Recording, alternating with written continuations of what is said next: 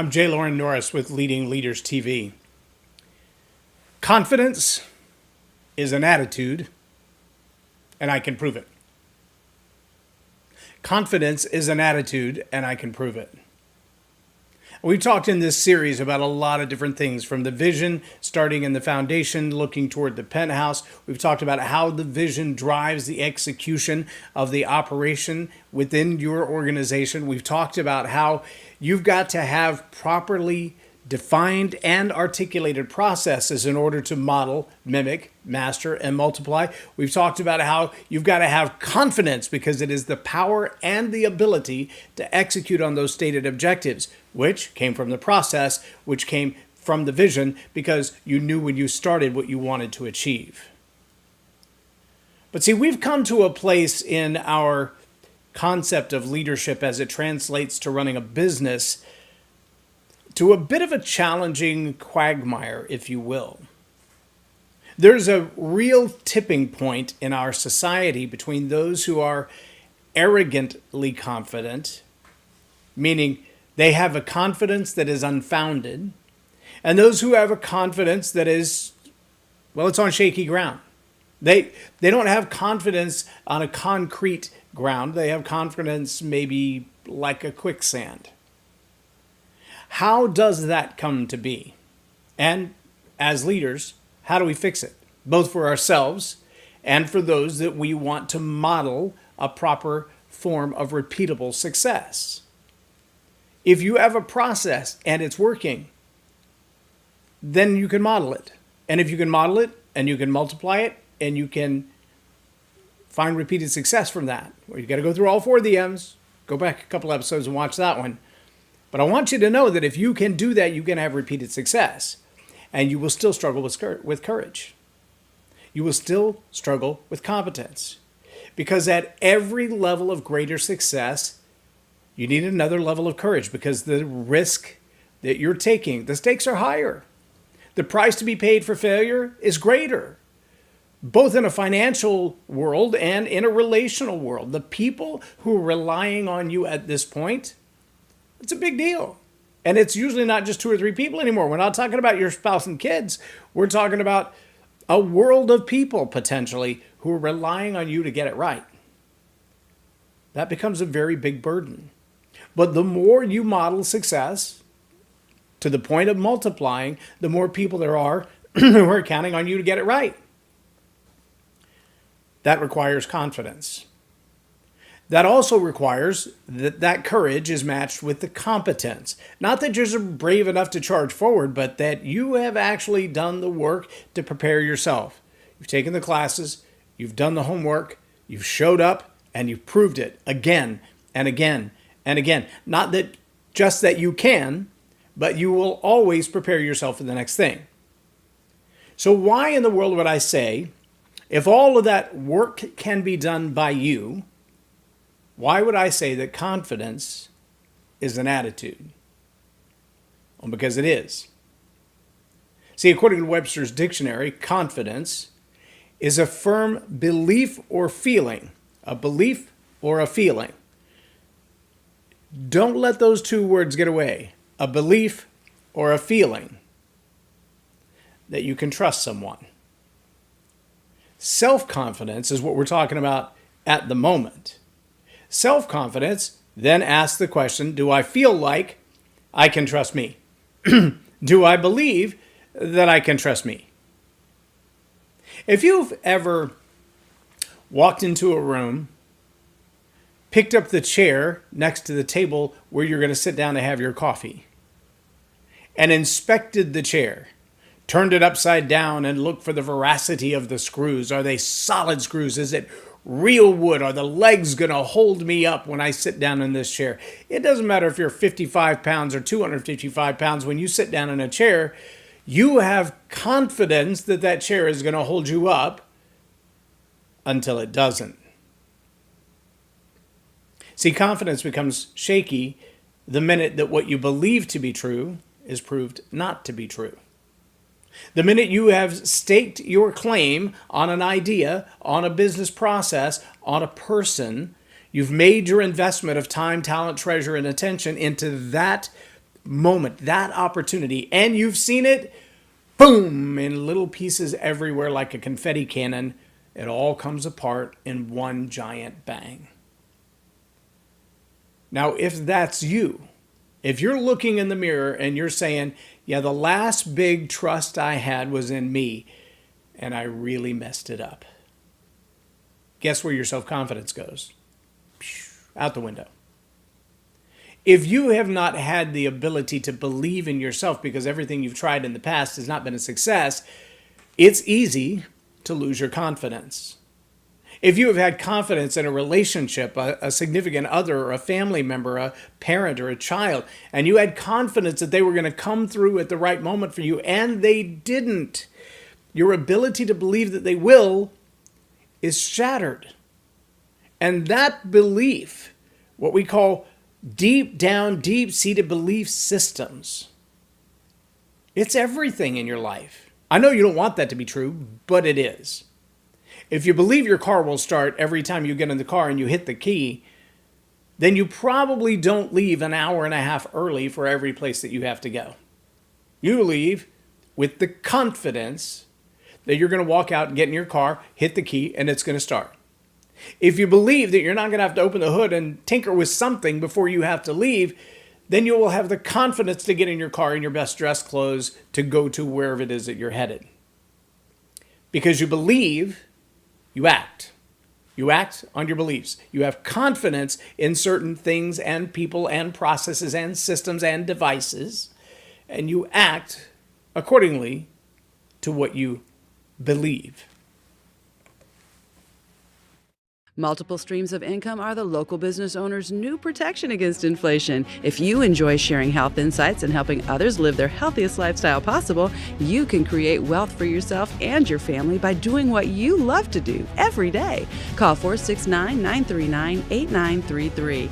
Discover how to incorporate additional financial revenue into your love of health and wellness and the work you're already doing, using your time wisely and leveraging networks you already work with. Ready to learn more? Join the Wellness Institute's Carola Bradas, subject of the book, Look Beyond Tomorrow, to help even more people realize their potential and achieve their health goals. Build a side business with products sourced in North America and protect your bottom line. Call 469-939-8933 today. That's 469-939-8933. Call now.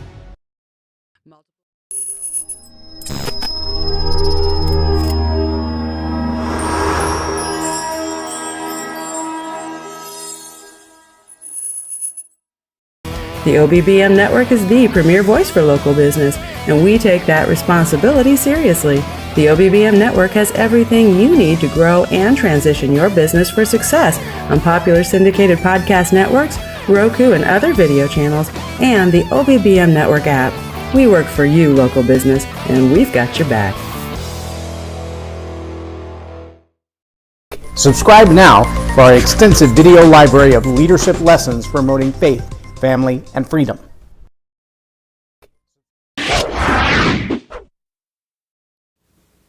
Now, obviously, if you didn't believe that your car was going to start, you might leave a little early, go out in your work clothes so that you can crawl underneath or crawl under the hood and do the right thing before you start the car to go off to do your real thing.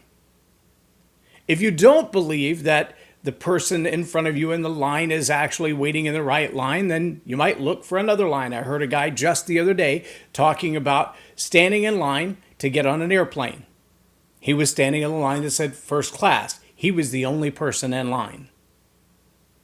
A group of other, obviously first class passengers, were standing in another line. And the lady at that front of the line said to him, we speak English in America and we're in the first class line. And he looked at the sign, and he looked at the sign above her, and he went to the back of her line and didn't say anything. But when he got on the plane, he walked past her first class seat, and he sat in his first class seat, and he said, I speak English very well, by the way. I actually host a television show called What Would You Do, and I'd love for you to be a guest. You could play the racist. Confidence. She had a lot of it, but she didn't have the competence. She had the courage even to open her mouth and say what she thought to be true. She believed she was right. and she wasn't.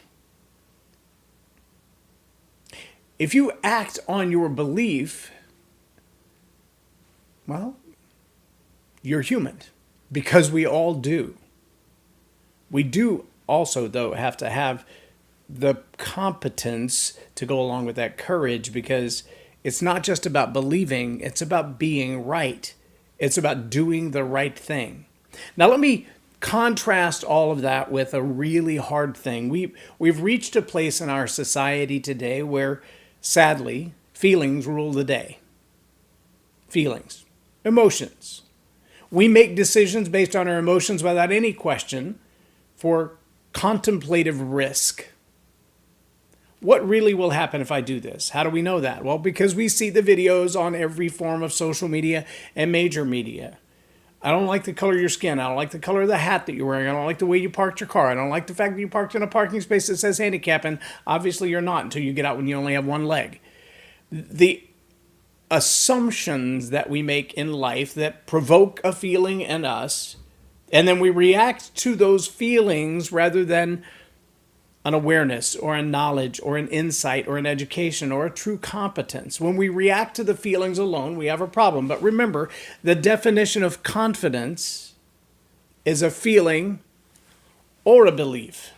A feeling or a belief, meaning sometimes we feel like we're confident.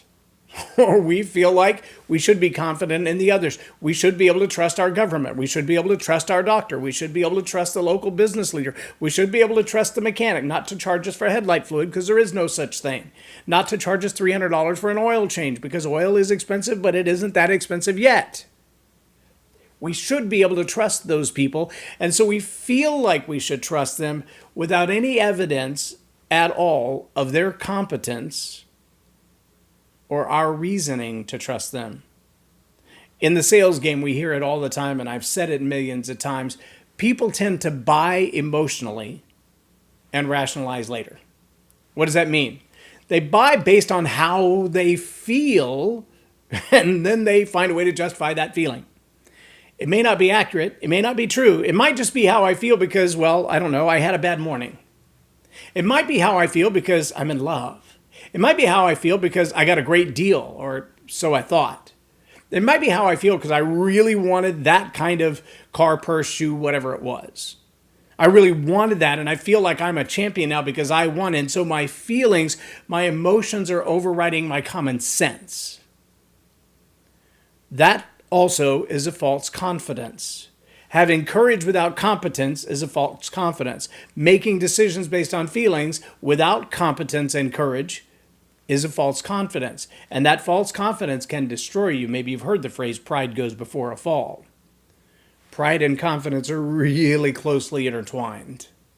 And if you realize that confidence is an attitude issue, now you have a different way of approaching this. Now, how can I prove that confidence is an attitude issue? Well, it would be hard for me to prove that it's an attitude, because it seems like if we are feeling some kind of way and we believe some kind of way that, those two things come together, that makes confidence. We got this nailed, right? That's confidence. Well, what if I told you that neuroscientists combined from all across the spectrum of neuroscientists agree on the meaning or definition of an attitude? If I told you that when I give you that definition of attitude, you're going to go, oh, I see how that applies to confidence. Then you'll also realize that when you apply the definition of attitude to the definition of confidence, by definition, confidence is an attitude, which now makes it your choice.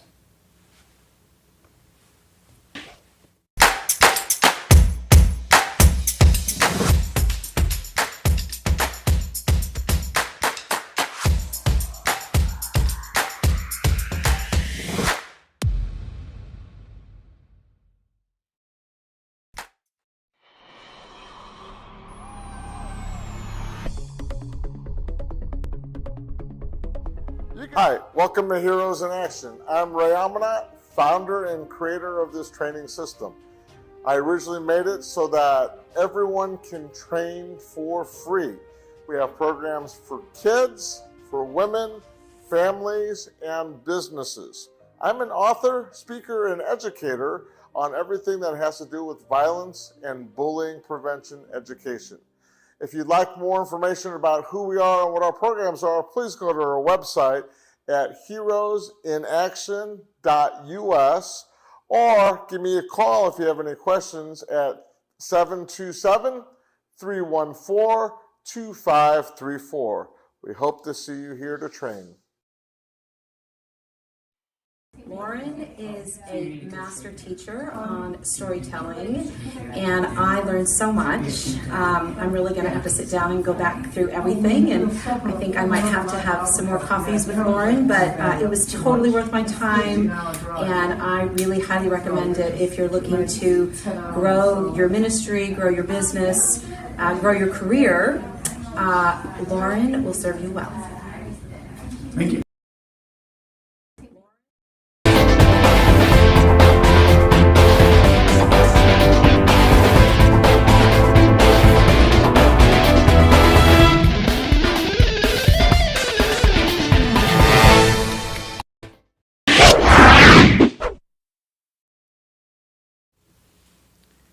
So here's the definition you've been waiting for all your life. I know you have encountered people who have an attitude and you've thought, where do you get an attitude like that? Remember I said before that an attitude is the only thing in the world more contagious than a common cold. Think about it for a moment. Have you ever walked into the room where somebody has an attitude? Everybody seems to get it really fast. They got a really bad attitude. They got a really good attitude. Everybody seems to get it really fast. Attitude is contagious. Here's the definition of an attitude. According to neuroscientists, and I think Dr. Caroline Leaf said it best, an attitude is what you think about how you feel and how you feel about what you think. An attitude is what you think about how you feel and how you feel about what you think. Let me break that down a little bit. An idea runs through your head. And as that idea is running through your head, you get some kind of feels. Good feels, bad feels. I mentioned having lunch together. That idea comes to your mind and suddenly you're thinking Cheesecake Factory. Oh yeah, black velvet cheesecake. Oh, awesome. Cover it in some raspberry sauce. Perfect, yes. And I say, let's go to the salad store. And you're like, what? No, that's not what. I don't feel salad. I feel cheesecake and raspberry sauce. You see how you think about what you feel and how you feel about what you think, those things marry together very, very quickly.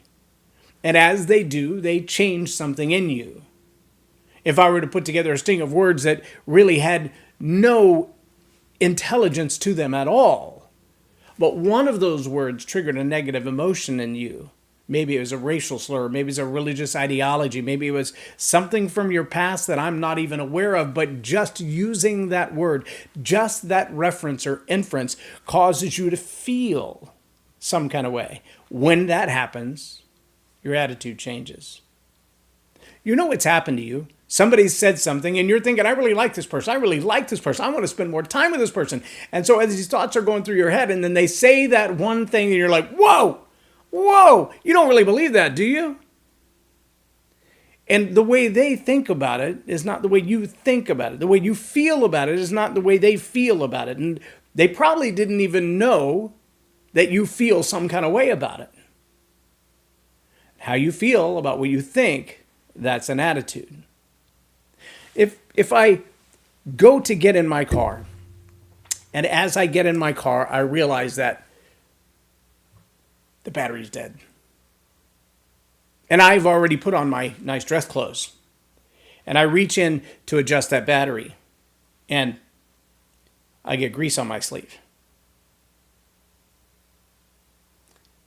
I'm thinking I've got a job interview. I'm thinking I'm going to meet a client. I'm thinking I'm going to be late for my doctor's appointment. I'm thinking I'm going to miss the kid's big performance.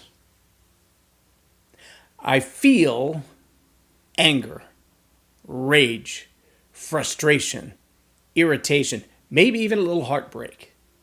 And so this flood of emotions over me as I realized that what I had planned to do is not going to happen because my stupid battery decided to act like this today, at this moment. Of all the times on the earth, why couldn't it have been Thursday when I was on my way to the grocery store and I could have delayed that another day?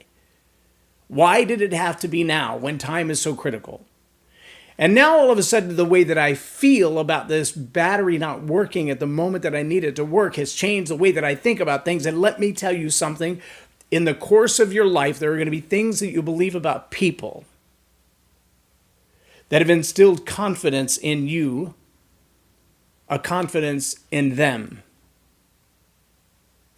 And if you're not cautious about managing your attitude, someone else will tick you off or say something untrue to you about this other person, and suddenly your confidence in them is gone. I remember our last talk. Confidence is the power and ability to operate against stated objectives. That tells me that within your organization, attitude is as important to stated objectives as anything else in the building. Yes, you've got to have a clear vision. You've got to know what your process is. It's got to be well defined and clearly articulated. It's got to be a process that can be modeled, mimicked, mastered, and multiplied. But without confidence, you will not reach your stated objectives. And if confidence is an attitude issue, if the attitude in your organization is out of mark, out of check, out of bounds, out of control, your entire process will fall apart. Your vision will not happen if you can't manage the attitude. Your attitude is infectious. Your attitude is probably more infectious than anybody else in the building. Save some very charismatic people. I can tell you stories. It would blow your mind. But the truth about confidence is it's an attitude. An attitude is how you think about how you feel and how you feel about how you think. And a belief system is the core of confidence. It's what you think, or it's a feeling. It's an emotion. Both of those are an attitude, and both of those are the substrate underneath confidence. Do I feel courageous? Have I thought through this process? Do I have the competence to do it? I can't give you all of those things, but I can encourage you to spend the time thinking and feeling intentionally, asking yourself the honest question, why do I feel like this? If you don't have a coach as a leader, you're already way behind. If you have a coach as a leader, you should have a coach who can listen to the stories that you're telling and ask you the tough questions. Why do you believe that? How did you come to that conclusion? What are the feelings that brought you to that conclusion? And what are the feelings as a response of that? It sounds trite to say it, but Dr. Phil is not wrong when he asks the question, how does that make you feel? Because that is your attitude. How you feel about what you think and what you think about how you feel. And as a leader, if you're not in control of your own attitude, thoughts, feelings, you're a mess. Guess what everybody else is going to be modeling, mimicking, mastering, and multiplying? Your mess. And now all of a sudden your fear of competence and courage, the confidence that you have to lead people well, is in question because you're not in control of how you think and how you feel. Again, if you don't have a coach, if you don't have an advisor, if you don't have a mentor who's asking you the tough questions about what you're thinking and what you're feeling, you're way behind. Get started now with a good coach and a good mentor. They're not the same thing, by the way. Coaches, mentors, no, not the same thing. You should have one of each. At least one of each. I'm J Loren Norris with Leading Leaders TV for the OBBM Network TV. Have a blessed day.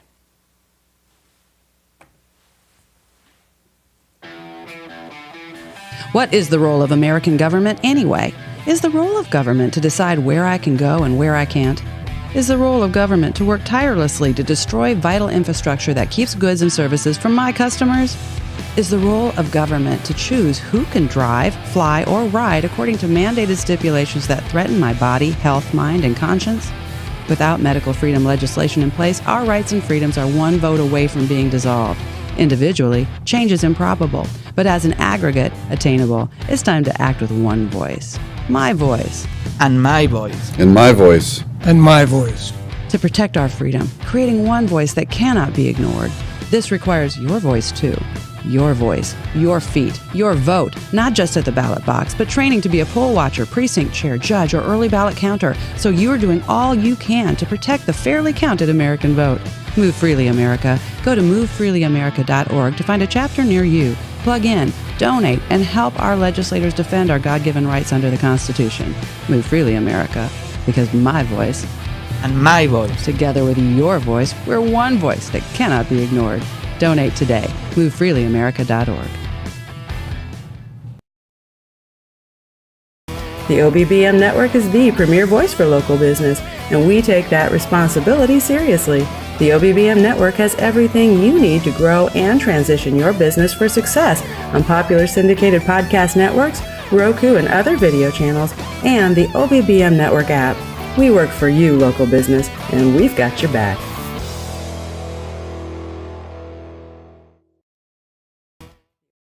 Subscribe now for our extensive video library of leadership lessons promoting faith, family, and freedom.